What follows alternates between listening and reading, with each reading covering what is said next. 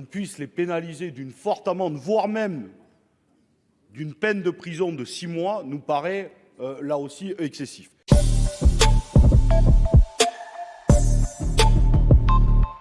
Nous souhaitons la suppression de cet article qui, selon nous, est assez flou et peut pénaliser de façon forte des situations différentes. Par exemple, sur la question des billets pour l'entrée dans les stades. Lorsqu'il y a une invitation, lorsqu'il y a un billet nominatif, c'est une question, mais par exemple, on peut avoir un prêt de dernière minute, et donc on voit qu'on pourrait pénaliser une personne qui se voit prêter ou offrir une place à la dernière minute, comme quelqu'un qui escalade le stade pour y rentrer de façon frauduleuse.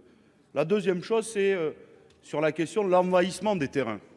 Là aussi, il y a plusieurs situations, et notamment dans le sport populaire, que ça soit dans le sport professionnel ou amateur, le fait qu'à la fin du match, un certain nombre de supporters, de familles, de jeunes enfants rentrent sur le terrain pour célébrer avec les joueurs ou les joueuses leur victoire, nous semble qu'on puisse les pénaliser d'une forte amende, voire même d'une peine de prison de 6 mois, nous paraît là aussi excessif.